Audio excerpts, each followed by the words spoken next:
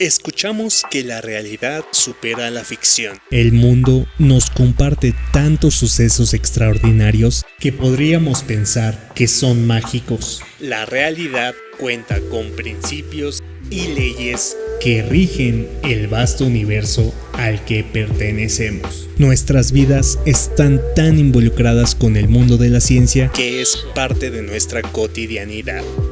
Por eso te invito a que descubras cómo es que tu vida y la ciencia se entrelazan en armonía. Porque cuando tu curiosidad sobrepasa los límites, tú mantienes la ciencia en movimiento. Irradiando Ciencia, un podcast cargado de mucha ciencia de la chida. Escúchanos por Geocire y también por Voz en Alto Radio. Hola internautas, bienvenidos. Esto es Irradiando Ciencia. La ciencia no es como la pintan. Bienvenidos testigos de Darwin y seguidores del COVID. El día de hoy tenemos un invitado especial, Alejandro Salazar Méndez. Él nos va a hablar sobre las grandes enfermedades que han cambiado la historia. Alejandro es divulgador de ciencia, geólogo egresado del Instituto Politécnico Nacional, amante de la historia y arquitectura, fundador de la Sociedad Astronómica Asia-Ticomán y también miembro de Geocire. ¿Cómo estás, Alex? Buenos días, Wendy. Muchas gracias por la invitación nuevamente. Pues bien, aquí dándole la pandemia. Muy bien. Pero bueno, antes de pasar contigo, voy a dar la nota a la velocidad de la luz. ¿Has ido al súper? Sí, sí, del súper. Y llegas y primero te ponen el famoso sensor de temperatura, ¿verdad? Directamente claro, a la frente. Sí. Como si fuéramos a tomar la temperatura de cualquier persona. Uh-huh. Es como que hasta por naturaleza tomarla en la parte de la frente. Últimamente en las redes sociales está muy fuerte la tendencia de que el sensor de temperatura mata neuronas, borra la memoria, te altera la capacidad cognitiva y hasta te baja el sistema inmune, ¿no? He visto al menos 3 videos aquí en España, en el resto de Latinoamérica, donde está muy fuerte esta tendencia de el sensor de temperatura te afecta y aparte de todo ya hay un sinfín de memes en Facebook acerca de eso. Aquí lo interesante es que pues hay que dejar claro que esto es completamente falso. El sensor de temperatura jamás va a emitir rayos láser, como dicen ahí, ni rayos X, mucho menos, porque para emitir rayos X se necesitan equipos muy grandes y el sensor de temperatura es un equipo portátil. Y pues yo creo que esta confusión ha surgido debido a gente que pues piensa que el rayo que emite el sensor, que es un rayo de luz, nada más es para identificar en qué punto exacto estás tomando la temperatura, emite el cuerpo. O sea, a final de cuentas, lo que hace el sensor es leer lo que emite el cuerpo, no lanza ningún rayo. ¿Cómo lo hace? Con un sensor infrarrojo. El infrarrojo tiene la capacidad de medir las cosas de alto valor térmico. Por ejemplo, los satélites lo ocupan para detectar incendios forestales o, en este caso, este sensor portátil lo que hace es leer esa información de la temperatura que nosotros, nuestra propia radiación térmica, es como vernos al espejo. Si nosotros nos vemos al espejo, pues vemos nuestra imagen fiel, ¿no? Pero estamos de acuerdo que el espejo no está transmitiendo información, bueno, no está transmitiendo ningún rayo para que nosotros podamos, para que pueda recibir esa información de manera como si fuese un rayo láser o un rayos X, como lo quieren hacer ver. De todos modos, para que sea un rayo láser, el rayo láser sí es dañino, puede dañar la piel, puede causar incendios, puede dañar la retina.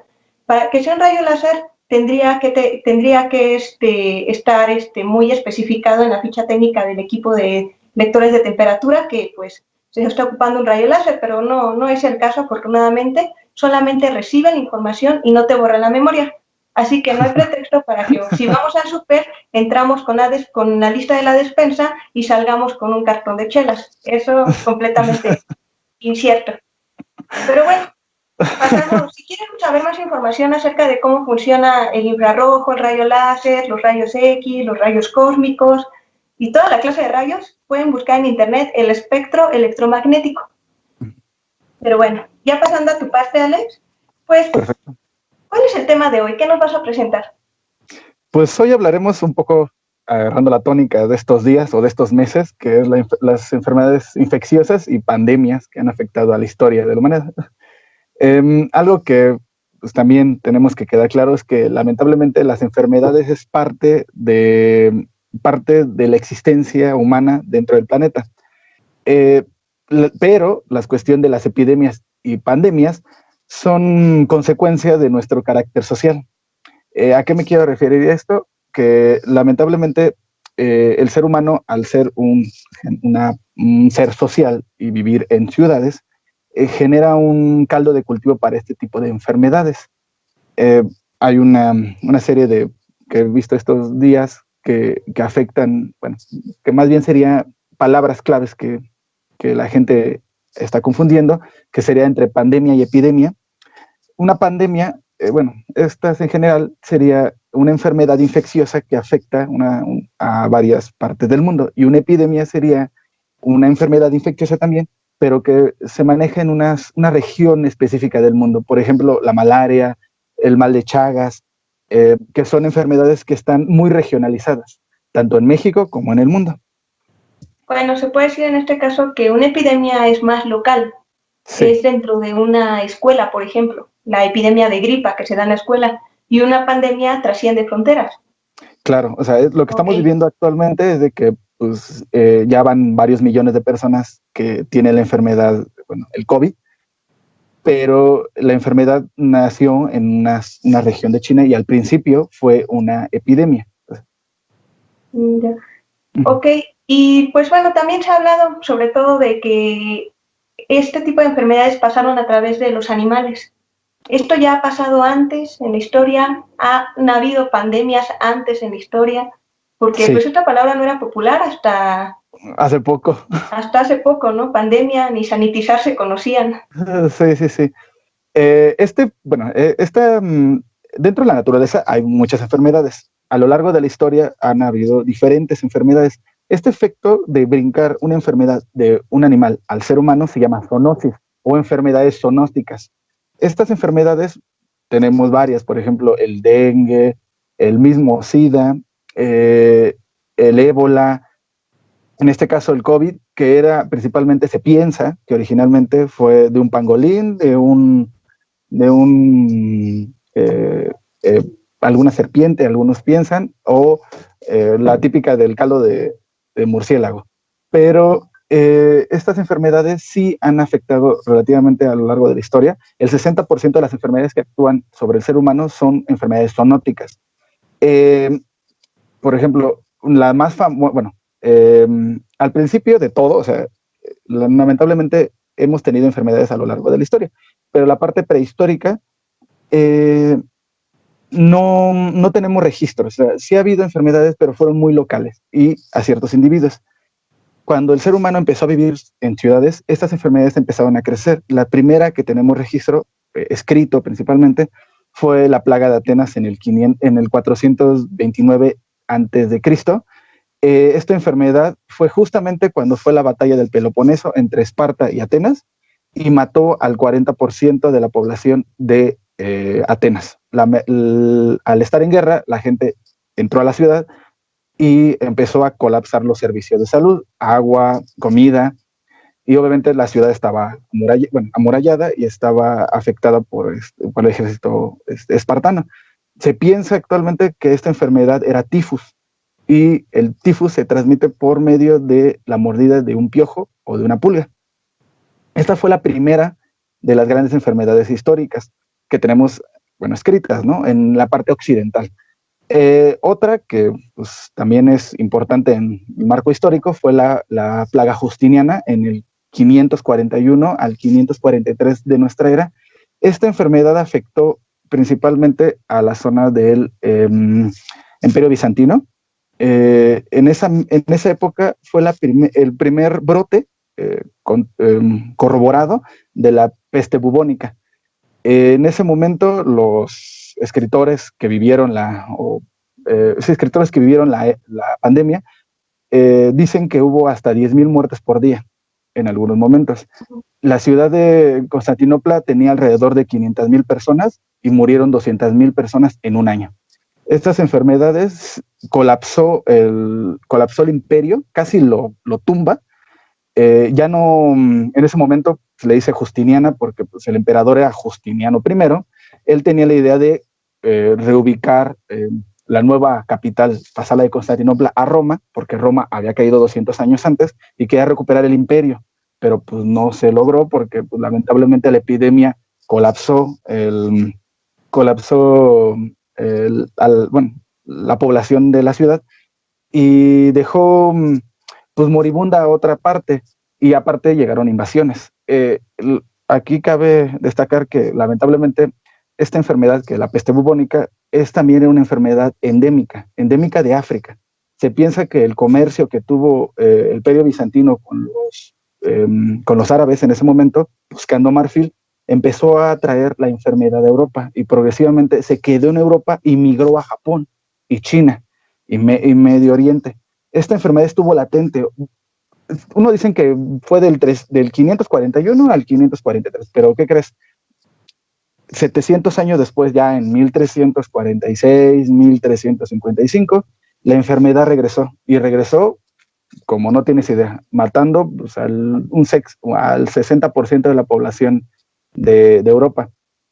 Esta plaga que se llama la peste negra, que todos la conocemos y siempre nos la ponen en las películas de el ambiente lúgubre, triste de los castillos y muy, muy rocambolesco el asunto de todo puerco y todo eso, pues fue la misma enfermedad que atacó en la época justiniana, solamente que 700 años después. O sea, la enfermedad, se tiene registro que esta enfermedad estuvo latente, regresaba cada 200 años, cada 100 años, de algún lado, tanto de África llegaba, tanto de Asia. Obviamente en este momento Asia y Europa estaban comunicadas. Esta idea de comunicación que tenemos actualmente, pues sí la ha estado siempre, o sea, ir al oriente por mercancías valiosas y traerlas a occidente. Actualmente, pues lo vimos ahorita con el COVID también, o sea, ¿de dónde salió la enfermedad? Pues el comercio la trajo también, la gran comunicación entre Asia y América y Europa, pues también trajo esta enfermedad, ¿no? En ese momento, ya regresando a la parte de la peste negra, en ese momento se piensa que mató a 60%, los más exagerados, de la población mundial, y los más reservados manejan que fue 30% de la población de Europa en 2 años. O sea, imagínate que la población de un país, por ejemplo México, que somos 130 millones actualmente, de un año para otro pasara de 130 a 40 millones de personas. ¿Qué pasaría? Es bastante. ¿Qué pasaría? O sea, afectaría completamente pues, todas las condiciones sociales, afectó completamente el medio de pensar e imaginar las cosas. En ese momento pues, nadie sabía exactamente qué estaba pasando. Había comunidades que, por ejemplo, Marsella perdió casi el 90% de su población. La ciudad ciudades italianas como Mónaco, ciudades tal cuales como alemanas, también colapsaron su población en menos de 2 años. Este efecto fue también una unión de varios factores. El primero es que 50 años antes de la plaga hubo una serie de sequías y cambios climáticos que afectaron a Europa. Estos cambios climáticos hicieron que la población pues, hubiera estado desnutrida. Entonces, cuando llegó la plaga, era población desnutrida más pues, una enfermedad nueva que afectó pues, a ciudades que estaban completamente abarrotadas. La gente pues, con miedo salió de las ciudades y se fue a los poblados, esparciendo más rápido las enfermedades. Y pues bueno, muchas de las comunidades de ese momento cambiaron tanto la forma de pensar que hubo revoluciones en varias partes de Europa, y estas revoluciones tanto fueron políticas como sociales. Una de ellas, y la principal, es que esto se piensa que fue el colapso del sistema feudal en Europa. Porque al haber menos gente en Europa, en ese momento, pues imaginemos, tú eras un vasallo, estabas tu jefe era pues el señor feudal, nacías, vivías y morías en un reino. ¿Qué pasó en ese momento? 60% de la población muere. Todo tu reino fallece. O sea, entonces la gente tiene que subirle los sueldos. Entonces el reino de al lado te ofrece mejor sueldo, entonces te mueves. Este movimiento de personas hizo que empezaran a cambiar la mentalidad, la filosofía de las personas, y poco a poco este cambio formaría el Renacimiento, que fue 100 años después. la peste. Bueno, me estás diciendo entonces que hay tres puntos principales para que surgieran las pandemias en época medieval y en la romana. La sobrepoblación, sí, la migración y un cambio climático. Y eso fue lo que en ese momento obligó a hacer cambios relevantes, como fue el renacentismo, ¿no? Sí, en ese momento también hubo un comercio gigantesco con los mongoles en la época medieval que hizo que la peste viajara rápidamente de China. En menos de un año se piensa que ya estaba endémica. En algún lugar de China estaba en ratas. Y pues obviamente estas ratas convivían con la gente.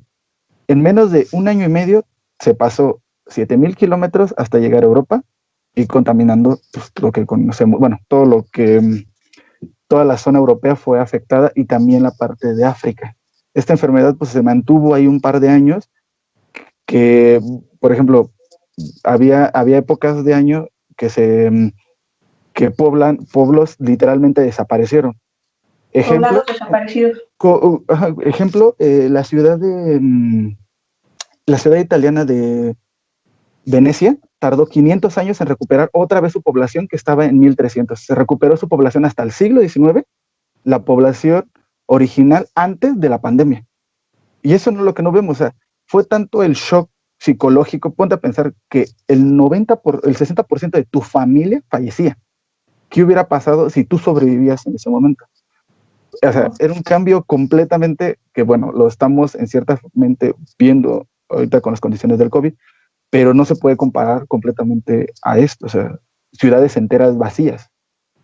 No, pues sí, es bastante impactante lo que pasaba antes en comparación a lo que está pasando ahorita, ¿no? Porque creo que la mortandad viene siendo como el 0.5%, a diferencia de los que nos están dando. Pero muy bueno, Alex, está muy interesante. Vamos a pasar a la segunda parte después de este corte musical. Este corte musical corresponde a un grupo que se llama Semicán. Ellos son una banda de metal folclórico, utilizan instrumentos prehispánicos y está muy apropiada para introducirnos a la segunda parte de esta plática con Alejandro Méndez. Muchas gracias. Estás escuchando Irradiando Ciencia, un podcast cargado de mucha ciencia de la chida. Escúchanos todos los martes a las 18 horas y descubre cómo la ciencia fluye en nuestras vidas. Bueno, viene la segunda parte de esta plática, grandes enfermedades que cambiaron la historia. Entonces, en el contexto de México, ¿qué es lo que podemos comentar, Alex? Bueno, pues en México afectaron varias enfermedades, principalmente cuando hubo esta conexión entre europeos con nativos americanos, ¿no? No sabemos exactamente si en el pasado de la historia mesoamericana hubo enfermedades o pandemias o epidemias directamente. Se tiene registros en algunas zonas mayas de que sí pudo haber ciertas enfermedades, pero verdaderamente lo que afectó a al sistema de enfermedades en México principalmente fue esta conexión entre europeos con americanos, ¿no? La primera enfermedad que se tiene registro, aparte de la viruela, el tifus, la peste y el sarampión, se llama cocolistli. Literalmente se llama mal o enfermedad en náhuatl. Esta enfermedad mató al 90%, al 50% de la población de los nativos americanos en 2 pandemias, entre 1545 y 1576. Esta enfermedad, durante historiadores, biólogos, médicos, durante siglos estuvo discutiendo qué era la enfermedad, porque justamente no afectaba a los españoles. La viruela, el tifus, la peste afectaba tanto a nativos como a españoles, pero esta parte no afectaba y hasta se le daba una connotación como de místico de esta enfermedad. Recientes investigaciones en la Mixteca, apenas hace 2 años, descubrieron una fosa común, que bueno, es la única fosa común de personas que murieron solamente de cocolistli. Llegaron a la conclusión de que era la salmonela y que lo que transmitió directamente a esta enfermedad a los nativos americanos fue el cambio de comida y alimentación. En ese momento no estaba el puerco, el pollo ni la res dentro de la alimentación mesoamericana. Cuando llegaron ellos dos y a convivir con los animales, fue lo que empezó a afectar directamente al organismo, y lo que mató a la mitad de la población, o más de la mitad de la población de nativos americanos en 80 años, fue directamente esta enfermedad, que lamentablemente regresaba y regresaba cada cierto momento de tiempo, bueno, cierto periodo de tiempo. Fue tanto el colapso que se piensa, o sea, antes de que llegaran los españoles, después de los españoles, la época virreinal y el México moderno, fue alrededor de, tardó en recuperarse la población alrededor de 450 años. Hasta la época de 1950 se recuperó la población que estaba antes de la llegada de los españoles. Vaya, entonces volvemos a lo mismo. En este caso, estas especies eran exóticas para los nativos de América, ¿no? Sí. Igual lo mismo que el murciélago es exótico para nosotros, no deberíamos de consumirlo. Sí, lamentablemente fue el tipo de alimentación, el cambio de alimentación y este contacto biológico que era, bueno, Europa y Asia tuvieron sus enfermedades y América tuvo sus enfermedades, pero este contacto lamentablemente no había otra forma ni ellos sabían que existían las enfermedades directamente. Pero se contagiaban directamente de la alimentación, o sea, si una persona se alimenta directamente del puerco con salmonela, se enferma de salmonela. En este caso es diferente, este tipo de enfermedades son diferentes del COVID porque se transmiten de humano a humano en el caso del COVID. Y en el caso de las pestes que comentaste, de Cocolistria ahora, son enfermedades que se transmiten directamente del consumo. Sí, o sea, las enfermedades, los virus y bacterias, como tienen tanto periodo de reproducción, en un momento van a crear un enlace para conectarse con el organismo humano. La mayor parte del tiempo las enfermedades tratan de migrar al ser humano, pero no pueden. Pero en tantas multiplicaciones que tienen, en una de esas brincan. Y es lo que pasó originalmente. Algo pasó en China, por ejemplo, en el COVID, que brincó del animal al ser humano. Pero justamente el ser humano fue, justamente fue el que generó el siguiente paso, de que pasara de persona a persona, que es lo más peligroso. Eso sí es lo que debemos entender. O sea, tú puedes comer murciélago y no te pasa nada. Bueno, en ese momento. Pero esta enfermedad, a lo mejor tú tenías algo en tu cuerpo que hizo que empezara a mutar y empezara a brincar entre ser humano y ser humano. Bueno, continuando con México, por ejemplo, y estas epidemias clásicas del siglo XX, que yo pondría entre comillas, la peor pandemia que se considera actualmente en el mundo fue la fiebre española, o gripe española, o gripe de los 3 días, o gripe del mal, o sea, gripe del mal del viernes, o sea, tiene un montón de nombres, pero también se le conoce como la gripe oculta, o la pandemia oculta. ¿Por qué?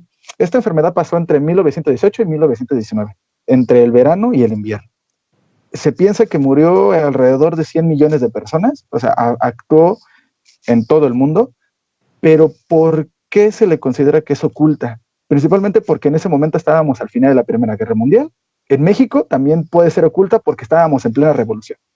¿Y qué pasó? Esta enfermedad, la única, o se le conoce coloquialmente como gripe española, porque España en ese momento era neutral. Entonces era el único país que tenía y decía las noticias de esta enfermedad rara que estaba afectando a toda la población. Nadie sabía, parecía que solamente estaba en España, los demás países callaban. Y fue un aspecto de desinformación que afectó a Europa. Lamentablemente por ejemplo, en la India murieron 14 millones de personas solamente de esta enfermedad, y la India no estaba directamente ligada a la Primera Guerra Mundial. En México se tiene estimaciones que murió entre el 10 al 5% de la población de México. Y decir, pero estábamos en plena revolución, sí, pero el problema es de que nadie sabe exactamente cuánta gente murió por lo mismo, es que estábamos en la plena revolución. En ese momento México tenía una población de 10 millones de personas en todo el territorio. Se murió entre 500,000 a 1 millón de personas. Esta enfermedad fue creada por el AH1N1, igual el mismo que apareció hace pocos años, pero era una vertiente de gen aviar. O sea, se piensa que fue un ave, no se sabe exactamente quién fue el progenitor, si fue en Estados Unidos, en la India, en Japón o en China, que creó esta enfermedad, pero brincó al humano y en menos de un año empezó a afectar a todo el mundo. Lamentablemente cambió mucho la mentalidad de ese momento, o sea, se ocultó mucho esa información, nadie sabe exactamente, bueno, hasta ahora, 100 años después, cuánta gente murió, pero muchas de las secuelas es de que se crearon vacunas, se crearon métodos para adelantarse a la enfermedad. Lamentablemente, los H1N1 parece ser que cada 50 años mutan. Y aparte de ese virus, en 1957 y en el 68 también hubo enfermedades relacionadas a ese tipo de virus. Entonces fue la misma que afectó a México en el 2008, pero otra cepa, por decirlo, ¿no? Sí, justamente en el 2008, 2009, perdón, en marzo del 2009 se piensa que fue el brinco. Todavía ya pasaron 10 años, en México todavía se sigue discutiendo quién fue el portador o el brinco, o sea, la persona cero, el paciente cero, perdón. Algunos dicen que fue Adela María en Oaxaca, que murió en marzo del 2009, o sea, nadie sabía, era neumonía, o sea, que infectó, ellos piensan que fue el primero, y otros dicen que fue un niño en Perote, en La Gloria, en un pueblito de Perote, de Veracruz, que se llama Edgar Hernández, que fue un niño de 8 años que sobrevivió a la enfermedad. Esta enfermedad, para ese momento, esa fue la primera pandemia oficial del siglo XXI. Se supone que en el 2002, la Organización Mundial de la Salud hizo un sistema para adelantarse a esto, que lo estamos viendo actualmente. O sea, hicieron la prueba directamente en el 2009 para ver todo lo que se podría hacer en caso de una enfermedad. Lamentablemente, en el mundo, el H1N1 en ese año mató a 18,000 personas, esa enfermedad. Fue controlada y fue contenida por las medidas que se hicieron en el 2002 por la Organización Mundial de la Salud. Si no se hubiera controlado el COVID ahorita, seguramente estaríamos hablando de millones de muertos. Bueno, eso es cierto, tienen que tener acciones. Entonces, es curioso ya que tú comentas que a través del tiempo estas enfermedades cambiaron el paradigma de quienes vivieron esa época, o sea, hubo un cambio, una revolución, por decirlo algo, ¿no? Como el renacentismo o la Segunda Guerra Mundial, la Primera Guerra Mundial para la gripe española. ¿Tú crees que ahora vamos a volver a enfrentar un cambio de paradigma de la misma manera que se enfrentó anteriormente? Pues bueno, eso sí, lo que sí me doy cuenta es que va a haber cuestionamientos, ¿no? Para todo. O sea, no, y lo estamos viendo ahorita. Tanto económico, social, político, religioso. O sea, no nos podemos comparar con el aspecto medieval, porque ahí sí fue un cambio completamente diferente. Pero sí creo que puede haber un cuestionamiento hacia todas las instituciones que puedan haber, porque las enfermedades van a seguir existiendo. Lamentablemente, algunos van a decir es que no han avanzado en técnicas de identificación de ADN, pero por ejemplo, te lo pongo así. El H1N1 que afectó a la peste de la gripe española, bueno, a la gripe española, perdón, se tardó hasta el 1940 que se hiciera una vacuna, más o menos, y hasta el 2002 que se clasificara todo su ADN. Pero ahorita, por ejemplo, en el caso del coronavirus, tardaron solamente 6 meses en identificar todo su ADN, y actualmente pues, la mitad del planeta está tratando de buscar una cura. O sea, sí se ha avanzado. O sea, se ha avanzado bastante te estoy hablando en 100 años, estoy hablándote en 10 años de la peste, de la gripe porcina, actualmente el coronavirus, que en menos de 6 meses tenemos una vacuna, cuando antes, en los años 90, podían tardar hasta 20 años en formar una vacuna. Se ve el avance de la ciencia, cómo va dando pasos agigantados. Bastante, o sea. Ajá, pero en este caso pues también me resulta curioso, ¿no? Cómo es que nosotros veíamos la historia medieval y decíamos qué creencias tan absurdas tenían en esa época con respecto a cómo desinfectar la comida, al baño, a cómo cuidarse, a la famosa máscara que ocupaban con un pico para evitar los hedores que manejaban, a los que se exponían los médicos. Y ahora, a pesar de que ya estamos en el siglo XXI, sigue habiendo mentiras absurdas alrededor de la enfermedad. Pues mira, algo curioso que pasó y estoy viendo y me da risa un poco. En la Edad Media, cuando fue este colapso social completamente, eh, pues había dos formas de pensar y cómo agarrar la peste, ¿no? Una es aventarte todos los placeres, tomando los placeres carnales, y la otra, regresar a los principios de que se llama que todo esto es un pecado y que todo esto es malo. Y agarraron como los extremistas, ¿no? Que se llamó en ese momento los lacerantes, que eran personas que literalmente viajaban por toda Europa, lacerándose, llegando a los pueblos y aventando sangre entre ellos. Imagínate, o sea, ellos podrían tener la peste e infectar a otras personas, o sea, por eso la peste brincó tan rápido.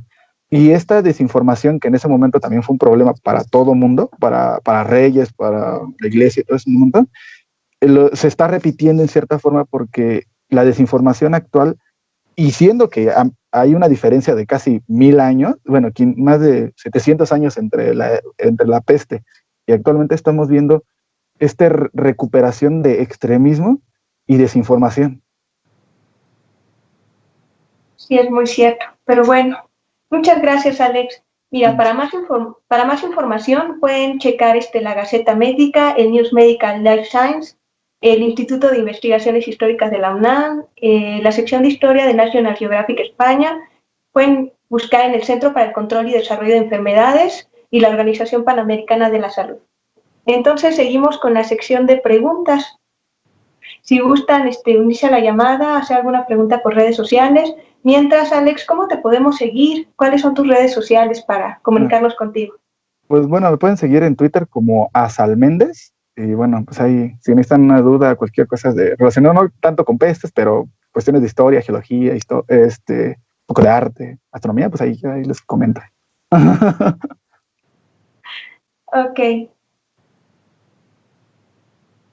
Entonces, vamos rápido a un pequeño corte antes de pasar a la sección de interactiva. Y muchas gracias, Alex. Muchas gracias a ti.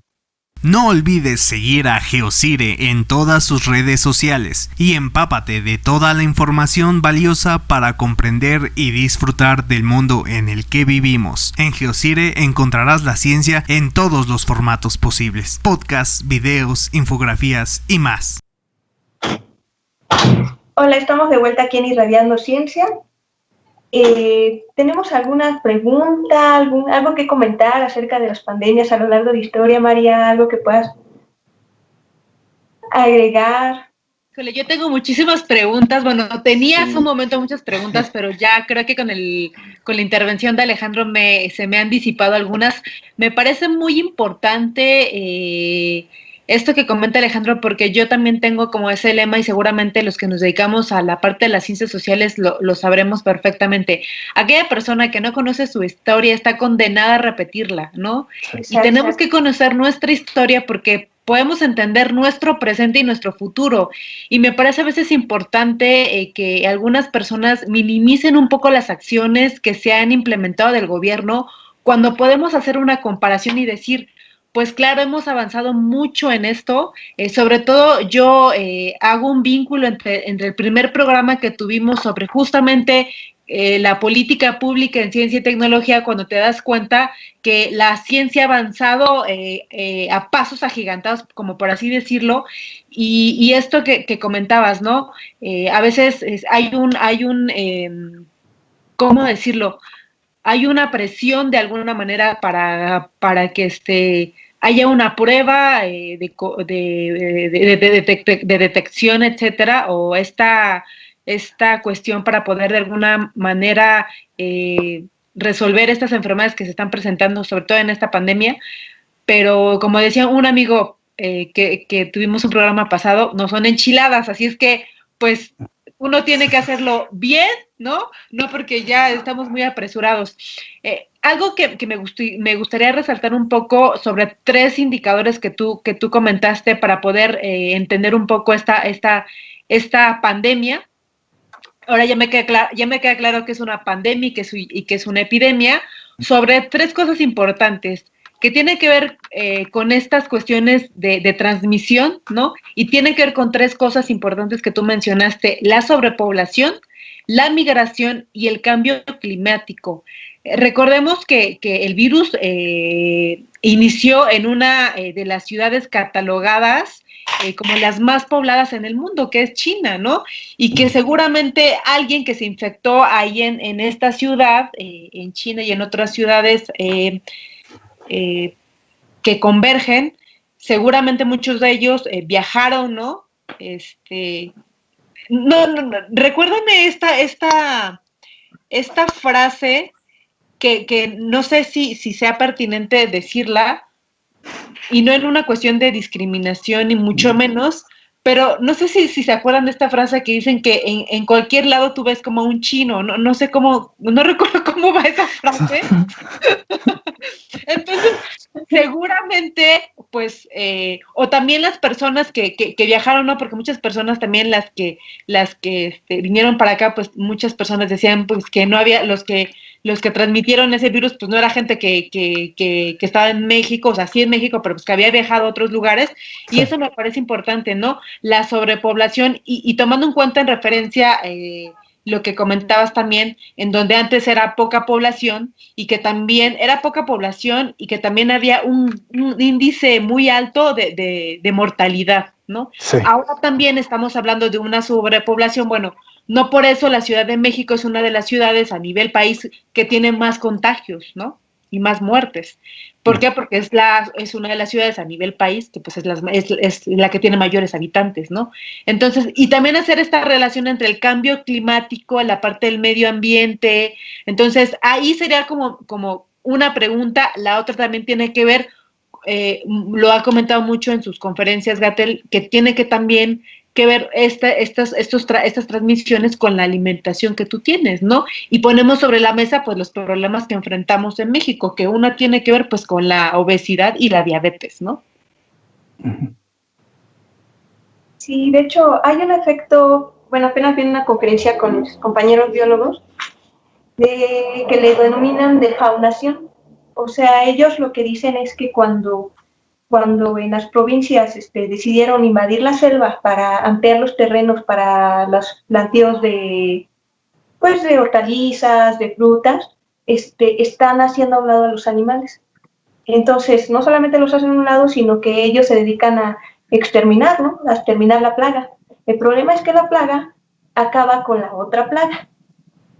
Yeah. Entonces, digamos que al momento de que tú exterminas a un animalito en una zona selvática, estás desequilibrando el sistema de, ahora sí que la comida, ¿no? Si ya no hay comida, ¿qué voy a hacer? Entonces me voy a ir a zonas donde antes no vivía en búsqueda de la comida. ¿Qué pasó? Que pues probablemente sea uno de los principales motivos que generen enfermedades de transmisión animal a humano. Que los animales migran en la búsqueda de su alimento o migran en la búsqueda de más terreno selvático que a su vez está siendo invadido por la agricultura. Entonces, son animales que el humano antes no tenía un contacto tan cercano y otra, pues no tienen que comer, entonces buscan adaptarse a las nuevas condiciones y entonces son nuevas pulgas, nuevos bichos, nuevos virus, nuevo de todo. Entonces, esta es una teoría, cómo es que el murciélago, el pangolín o la serpiente con una enfermedad que únicamente ellos tenían, haya pasado al ser humano.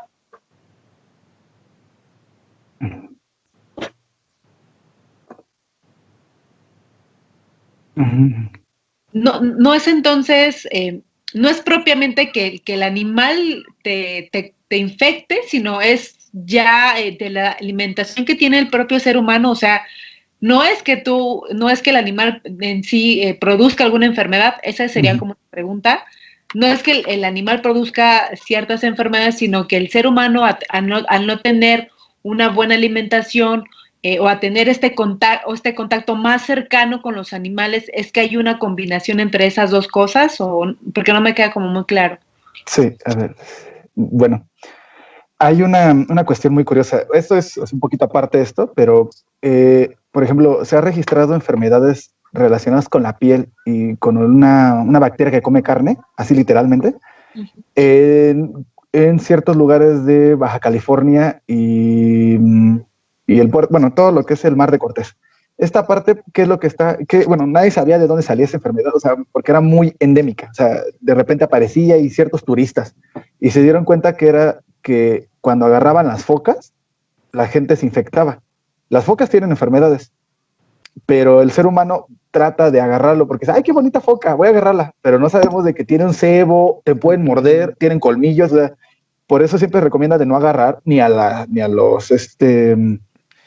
ballenas, ni a los delfines, ni a las focas, ni a los delfines, porque ellos tienen su propio organismo. El problema es que somos mamíferos y entre nosotros podemos compartir virus. Una cosa es que nos acerquemos a ellos y nos pasen los virus a nosotros, y a nosotros ya no sabemos cómo reaccionan, y nosotros metiéndonos a su sistema, a sus medios, bueno, a sus ambientes, que eso es lo antinatural. Ok. Uh-huh. Y no recuerdo ahorita, por ejemplo, tú hacías algo muy, me dio muchísima risa porque tienes los datos y los nombres muy certeros de la primera persona que contagió de influenza hace 10 años. No recuerdo en el caso de aquí de México. ¿Tendrás ese dato?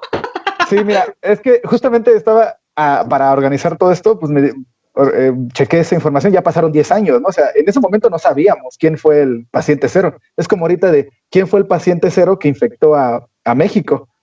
Pero, o sea, quién fue el que viajó a Italia o a Francia. O sea, ya va a ser una cuestión histórica, ¿no? Pero supone que la primera persona fue una mujer de 38 años en Oaxaca, que falleció, que se llama Adela María. Ella falleció en marzo del 2009. El niño que te estoy diciendo, que es Edgar Hernández, lo propusieron como hasta junio o agosto, cuando ya la enfermedad ya se consideraba pandemia. Y por ejemplo, en esta pandemia, en esta del COVID. Bueno, sí, del COVID.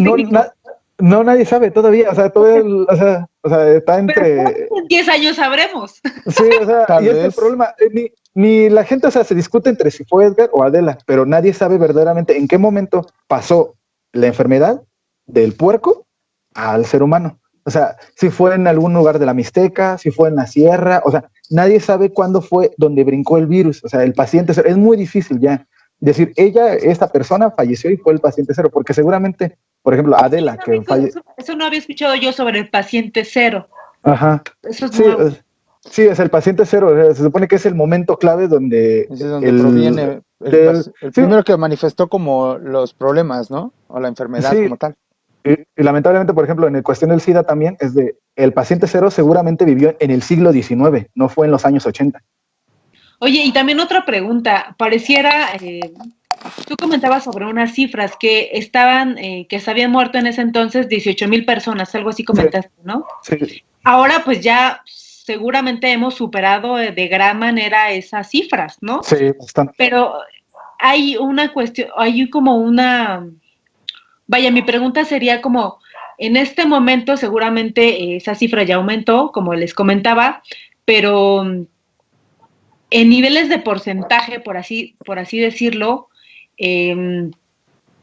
hay igual una crítica de que ya somos tantos muertos, incluso había una mofa, por así decirlo, con una diputada en donde decía, ¿cómo es posible que siendo México tengamos más muertos que en Italia, me parece? Creo que fue en Italia. Y dices, pues sí, pues porque obviamente pues la extensión geográfica de México, pues es casi el cuádruple de Italia, ¿no? O sea, obvio vas a tener más muertos, ¿no? Pero a lo que voy es que tomando en cuenta estas cifras y el avance científico y tecnológico que hemos tenido, esas cifras es alarmante, nos tendremos que alarmar por esas cifras, o será que no tenemos como vaya, justamente estos datos históricos que nos permiten de alguna manera comparar y decir, no, es que aunque para muchos en esta actualidad sean bastantes muertos, para el avance científico que se tiene, pues no lo es, ¿no? Debido a esta población o a esta sobrepoblación que ustedes comentaban, ¿no? Sí, es complicado sacar todo ese número, o sea, yo creo, o sea, te aseguro que a lo mejor dentro de 10 años, 15 años, ya que veamos reportes científicos, vamos a sacar el valor, o sea...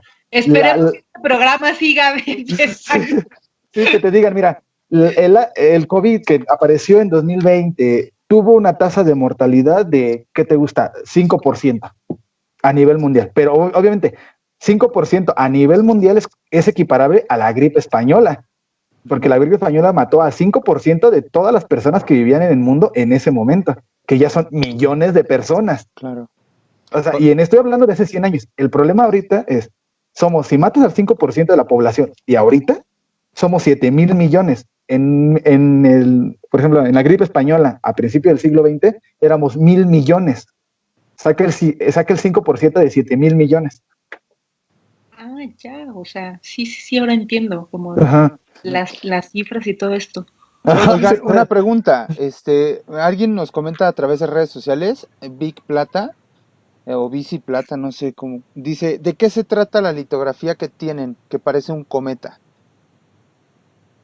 La que está, la que precisamente como la propa que dice grandes enfermedades que cambiaron la historia. ¿Alguien que nos pueda responder?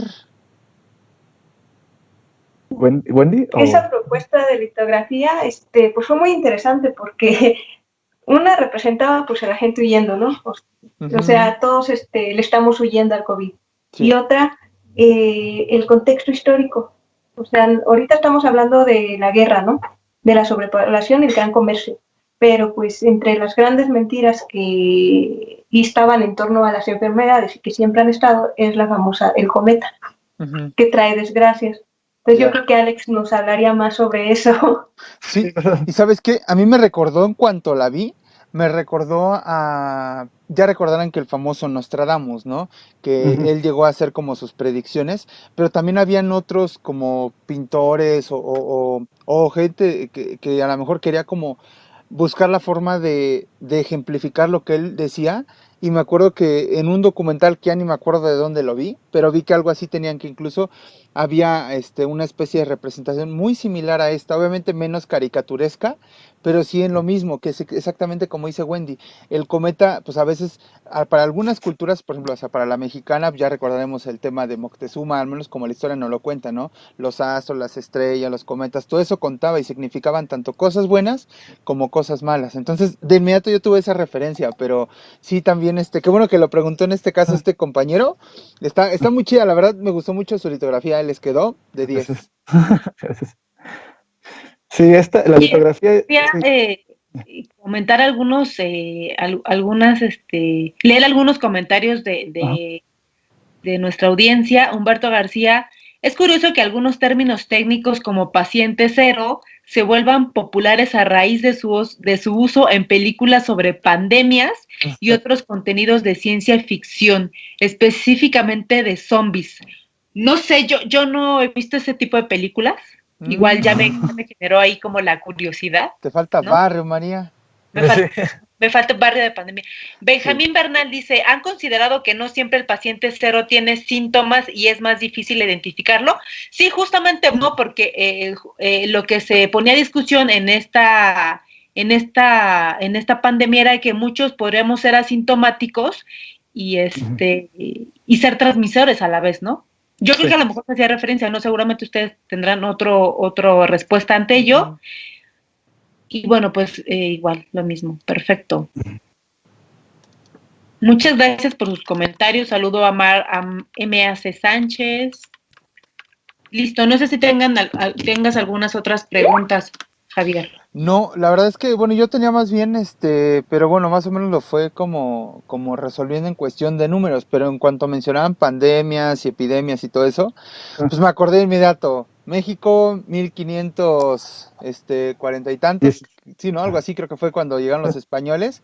Y de ahí para adelante, pues sabemos, ¿no? Que toda la población que perdió la México Tenochtitlán, la cuestión del contagio, etcétera, etcétera. Fue lo primerito que me vino a referencia, pero ya cuando empezaste obviamente, de manera cronológica, con aquellos años de la época antigua, de antes de Cristo, este rollo, pues ya me quedó como clarísimo. Y creo que ya sería como sobrado. Tal vez un poquito porque pues tenemos como más claro y más fresco eso a nivel nacional, ¿no? Pero de manera mundial, o sea, nos tocaste como desde la gripe española, la cuestión de la antigua Grecia, creo, y Sí. demás. Entonces, creo que ese tipo de datos son importantes porque ya empezamos a tener una especie de referencia más clara e incluso como tú mencionaste, yo me quedo con eso. O sea, cada 50 años el H1N1, bueno, el SARS-CoV, que imagino que es ese, Sí. el virus, ese va a mutar cada 50 años. O sea, que en unos 50 años más cuando estemos viejitos, pues, esperemos estar bien viejitos, pues no nos vaya a agarrar como otra vez en curva, ¿no? Pero afortunadamente aquí entra la parte que tú mencionabas, que en 6 meses se han tenido avances que antes se lograban en décadas. Entonces, Sí. la ciencia afortunadamente se está adaptando. Ahorita es una competencia entre que los rusos tienen su medicina, los japoneses tienen su medicina, los chinos quieren sacar la suya, los gringos la otra. Entonces, se está volviendo como afortunadamente una competencia en la que la idea es salvar a la humanidad, ¿no? Así por llamarlo de alguna manera, y me Sí. quedo como con eso, ¿no? Que afortunadamente, pues esto ya no Y es como de... encontrar la cura en esto. Sí, exactamente, pero sobre todo creo que lo más importante es que la gente entienda que debe de quedarse en su casa. Ahí hay un hashtag Sí. arriba que dice quédate en casa. Entonces hagamos Sí, caso, amiguitos, por Siempre favor. decimos, si puedes, quédate en casa. Totalmente, totalmente. De ahí parte todo. Pues yo creo que Pero no, bueno, ya de les mi parte agradezco nada. mucho. Perdón. No, claro. Les agradezco mucho a Voz en Alto Radio por permitirnos la transmisión, a mis compañeros de Geocire que nos están apoyando también, a Alex por aceptar la invitación. Nos pueden seguir en redes sociales en Facebook, Twitter, LinkedIn, YouTube e Instagram como Geocire, y a mí como Vicky Buenplata. Les agradezco mucho la transmisión y que nos escuchen. Pues ahí está, la invitación para que sigan a través de redes sociales a nuestros amigos de Geocire. Pues bueno, ya con esto cerramos, María. La verdad es que fue un gustote haber tenido nuevamente a Ale aquí en la transmisión, aunque sea a distancia, hermano. Un saludote, Sí. nos veremos Gracias. pronto, espero. A Wendy, que este es su primer programa, así que felicidades, salió muy bien. Y ya la veremos Gracias. en muchas más secciones todavía. Entonces, pues no se pierdan lo que viene. Dentro de 15 días, recuerden, ya estamos en la tercera temporada, vamos a retomar nuestro ritmo y ni el SARS-CoV nos va a frenar. Ahora sí que ni Dios Padre puede tampoco, ¿no? Muchas gracias, Javier, Alejandro, Vicky, Wendy. Gracias por compartir este espacio. Saludamos con mucho gusto y nos despedimos también a todos aquellos que tuvieron la oportunidad de vernos desde estas plataformas virtuales. Esto fue la sección de ciencia, irradiando ciencia aquí en Voz en Alto Radio. Gracias, cuídense mucho. Hasta luego. Hasta luego. Bye. Bye, gracias. Muchas gracias por acompañarnos en un capítulo más de Irradiando Ciencia. Esperamos que hayas disfrutado de este breve tiempo a nuestro lado. No olvides comentar y compartir si esta experiencia ha sido de tu agrado. Síguenos en Geocire para más contenido como este. Nos escuchamos pronto y recuerda que tú mantienes la ciencia en movimiento.